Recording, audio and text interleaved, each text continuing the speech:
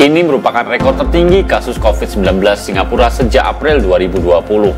Tercatat 80% dari total 5,7 penduduk Singapura sudah divaksin. Namun ternyata kasus COVID di Singapura malah kembali melonjak dan menyentuh rekor terbaru. Kok bisa?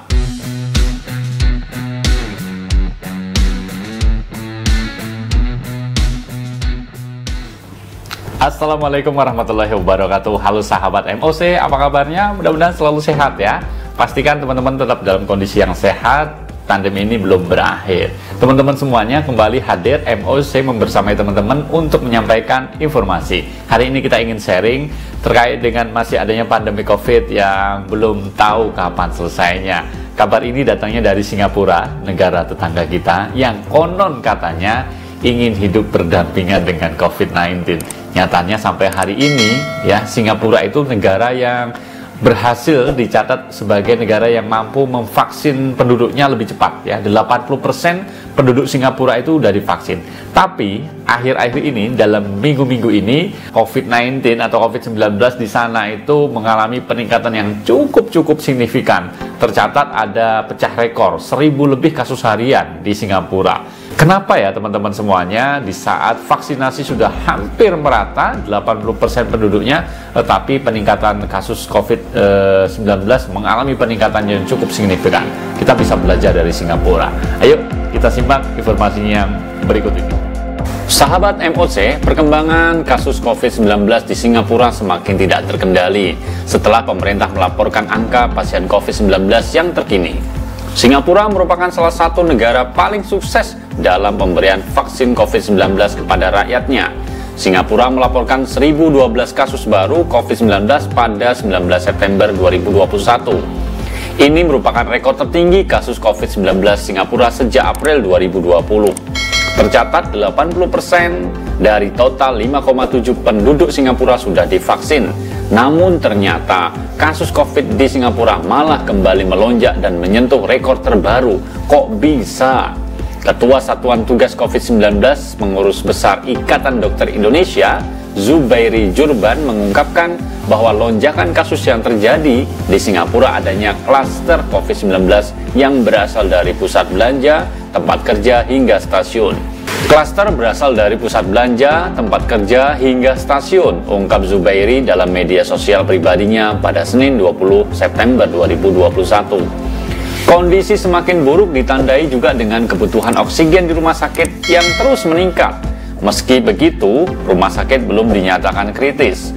Selama 20 hari terakhir, persentase kasus lokal yang asimptomatik atau gejala ringan mencapai 98,1%. Dari 114 kasus yang memerlukan bantuan tabung oksigen, 56 pasien tidak divaksinasi lengkap dan 58 kasus lainnya sudah divaksinasi lengkap, kata Menteri Kesehatan Singapura On Ye Kung beberapa waktu lalu, dikutip The Guardian. Lebih lanjut, Menteri Keuangan sekaligus Ketua Satgas COVID-19 Singapura, Lawrence Wong, mengatakan bahwa indikator utama dalam menentukan langkah pembukaan kembali adalah jumlah pasien di unit perawatan intensif selama 2 hingga 4 minggu ke depan.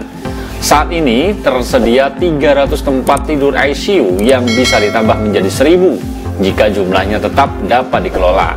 Negara akan melanjutkan rencana pembukaan kembali, katanya. Sementara itu, dengan kejadian ini, Menteri Kesehatan mulai melarang pertemuan sosial di tempat kerja sebagai tanggapan terhadap klaster yang terdeteksi di kantin dan perkantoran. Varian Delta mendominasi kasus COVID-19 di Singapura.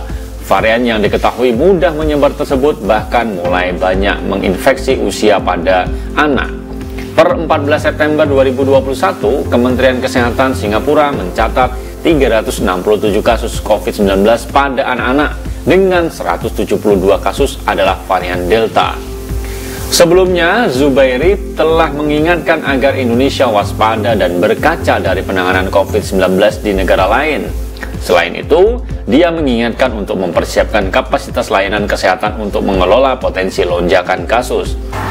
Kita harus mempersiapkan juga kapasitas layanan kesehatan untuk mengelola lonjakan kasus di masa depan. Mitigasi ini harus ada. Kasus COVID-19 di tanah air yang mulai membaik, kata Zubairi, harus dijadikan momentum untuk mempersiapkan transisi, namun tidak boleh menurunkan kewaspadaan. Ya, itu tadi teman-teman semuanya informasi terkait dengan peningkatan kasus COVID-19 di Singapura. Meskipun negara itu konon dikatakan sebagai negara yang mampu mengendalikan COVID dengan memvaksinasi penduduknya. Bahkan sekarang ini mereka sudah mulai memasuki vaksinasi booster atau vaksin dosis ketiga. Tapi nyatanya juga COVID-19 di sana perkembangannya signifikan sekali. Terjadi kasus-kasus baru cukup mengkhawatirkan ya. Rumah sakit sana kembali penuh. Nah, apapun itu kita harus belajar dari Singapura bahwa meskipun vaksinasi terus berjalan, nyatanya COVID-19 bisa masih terus berkembang dan ini menjadi kewaspadaan untuk kita semuanya. Itu aja teman-teman semuanya informasi terkait dengan negara Singapura dan kondisi pandemi COVID-19 yang ada di sana. Tetap waspada, tetap jaga kesehatan, pandemi ini belum berakhir teman-teman semua. Terima kasih kebersamaannya, saya undur diri, sampai ketemu di lain kesempatan. Assalamualaikum warahmatullahi wabarakatuh.